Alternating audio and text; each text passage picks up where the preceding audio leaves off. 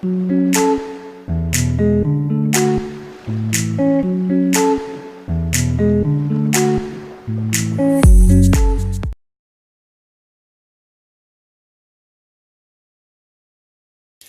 so real quick, I'm just going to do a quick video on Saab Viggen, or Saab 3.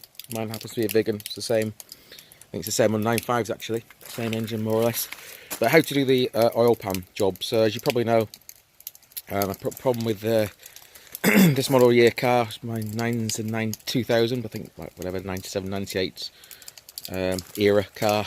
They get sludging in the bottom of the sump because this PCV valve, basically the crankcase ventilation valve wasn't designed right from the get-go. So what Saab did, they created an upgrade to the PCV system, and it prevented the sludging. But the car, when I bought it, did not have that. I've actually done another video, put the modification on now, with the PCV modification. But basically, before I did the modification, I thought, well, I wanted to check. It's only 40,000 miles, my Viggen, but I wanted to check the bottom of the sump. So this video is just to show you me taking the bits off the car, which is an absolute pig of a job to do, to get the sump off, to inspect it and look at the oil strainer at the bottom of the pickup. Basically, there's a bit of gauze at the bottom, like a sieve basically, and that can get full of crap. So with it can result in oil starvation and your engine blowing up. So as I just bought it, I thought, well, I don't know the history and if it's been done, so I'm going to do it. So what I did to start the job, basically, I took this panel off here, so making sure the car wasn't really hot, make sure it's cooled down. And actually, before I did anything, I actually took under the battery negative terminal in the car, because there's some electrical clips to remove, so always a good idea to remove the battery terminal. So the bolts in WD-40, so there's one bolt down here that comes off. I don't know what it is, I think it's a 13mm or something like that. You've also got to take this pipe off here to get access. This is just to get access to the manifold, exhaust manifold, which is a bit dark, but it's somewhere down there. You've got to take this one off here, this bolt. Be careful not to drop it. There's a little retaining clip there. That comes off. So this entire piece here comes off, but before you do it, you've got to get this clip off here. This clip, there is a special tool for this, but you can just use pliers. I use a special tool for it. But basically, you pinch that up, and then this pulls off. You've also got to pull the this vacuum pipe off here as well. That just pops out. So that will, once this is off and this is off, that gives you access to get to the manifold brackets. And like I said, just soak all of the bolts in WD-40 for an hour or so before you do it. Always helps. What else you have to do? So the catalytic converter has two sensors, oxygen sensors, fore and aft. Those run up from the bottom via cables. So there's two cables you'll find, and the cables run and terminate here. So basically what you have to do is firstly label the cables, these two cables. So what I did is put a cable tie on one of the cables at the bottom, and then where the cable joins and comes out to the top part of the cable above the socket, basically put the same, again, another cable tie. So I knew that this sensor matched up with this cable at the top. I didn't have to do it on this one, obviously, because the ones without the cable ties on, again, matched up. So it's really important you get these in the right order. The sockets will look the same. If you get them wrong, it will affect the running of the car. So make sure you do that. To get it, you basically just put a little screwdriver down there. Mine was stiff, but I soaked in WD-40 beforehand again. So put a little screwdriver down there, and that just pulls out. Just pull it out with the help of the screwdriver. Doesn't go all the way out, comes to about there. Same with this one. So you don't pull it all the way out, but once it's out, it releases these sockets to pop up basically, and then you've got to wiggle them down, and then out of this frame, this kind of bracket, they kind of push through, and then out, and then you can basically drag your cables down. They were cable tied up here, just had to snip the cable tie and then reattach it once I put it all together again afterwards. So that's pretty much it from the top of the car. The rest of the works, as you'll see, and the rest of the video is down below in the car. Oh, right, what a pig of a job. So I've got my Saab 9.3 Viggen up on my ramp, W-Reg Viggen. It's got the 9.5 engine in the Viggen, obviously, so what I'm doing, I'm just taking the sump pan off to check and clean the pickup gauze filter thingy.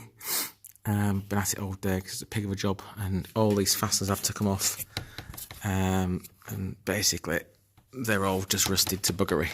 And as you see, so I'm having to hack a bit to get to it.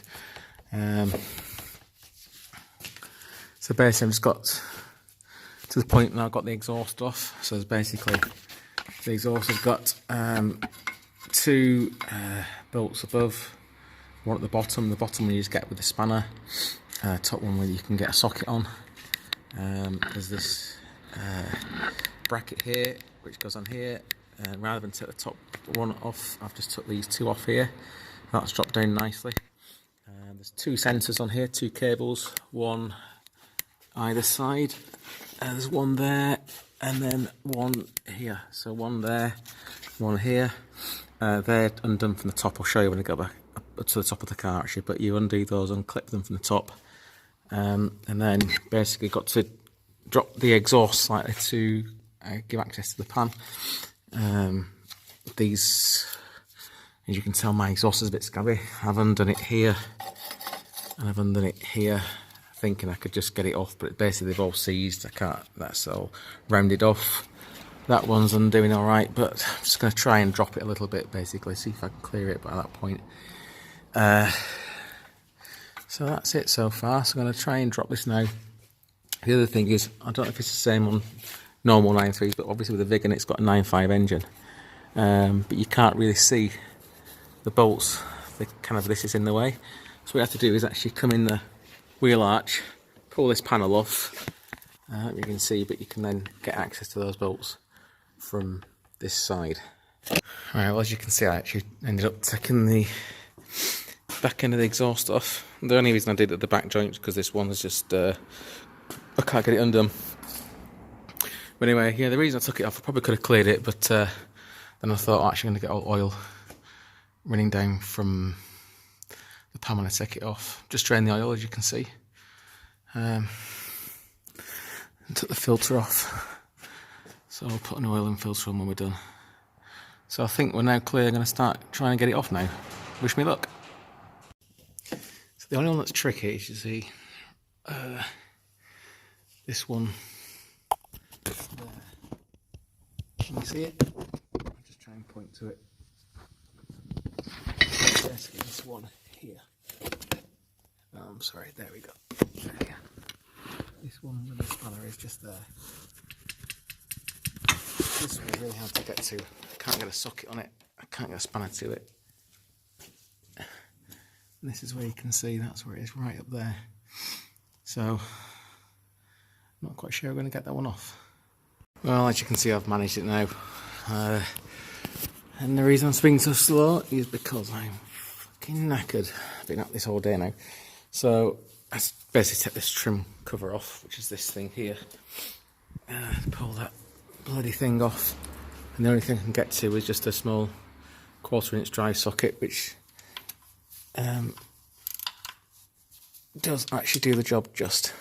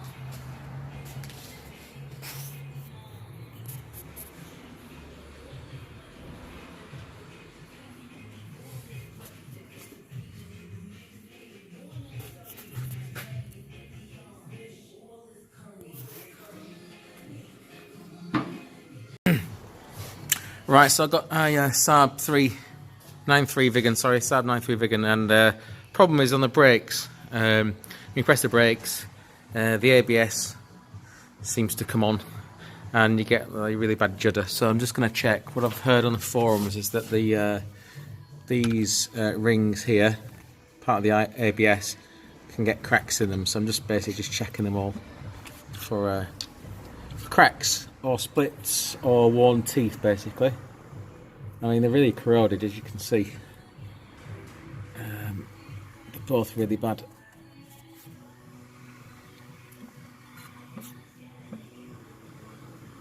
I can't see any cracks or anything in that one. Let's try this one. Actually, there was that there. Actually, there we go. There we are. I don't know if you can see that, but that is got a complete split in there.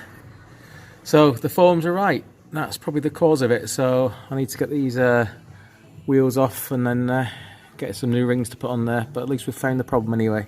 Thank you. Right, so I thought I'd just quickly show you what we've got so far done. I've got the subframe bolts off at the front here, as you can see. The front, they're off, and I've got about 3 inches of packing in there. So I basically get a crowbar, just lever this down once the bolt's out, pack that up. Same at this side, and that just releases this subframe down to give you a bit more clearance. So you could take the front 2 out, and then the back 2 just loosened off. The way I did it, basically, I loosened everything off first of all while the car was quite low, lifted the car, and then left the front and the back ones in, undid the middle one to pretty much take it out, but then screwed it back in a few threads so it's catching. Did the same with the back one, loosened it. Once the middle one was tight, loosened the back one and again threaded it back up again. So those 2 back ones stay in, and then I came back to the front and took the front one out and then prised it down to give the clearance. The same the other side as well.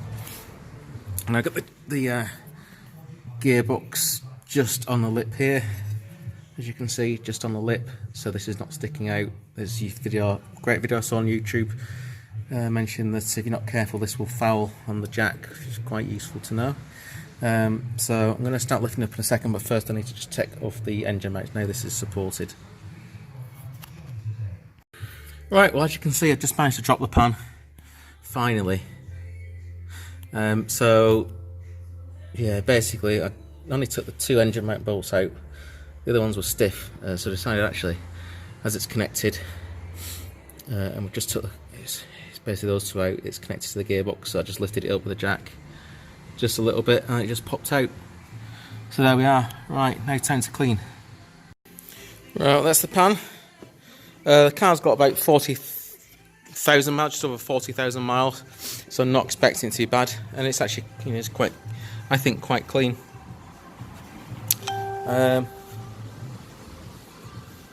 No big deposits, the odd bit there, but really nothing too much at the moment. I'm going to take this pipe out and then we'll just see what's underneath. Right, so I'm going to get this pan off here. It looks like it's got 4 of these star type things. This one seems to fit, which is a Torx TX27 head, which seems to fit in there okay, I think. I'll give it a go anyway. Right, well, they're all out, and you can see that's what they look like. What I normally do, I just normally put them in there. Obviously trying to keep them clean in my workshop. Piece of paper, just make a hole and pierce them through there. So basically keep them in order, just in case they were different. I think they're all the same, but it keeps them safe and in the right order. Anyway, so now that's out. This just pops out. So that at the back.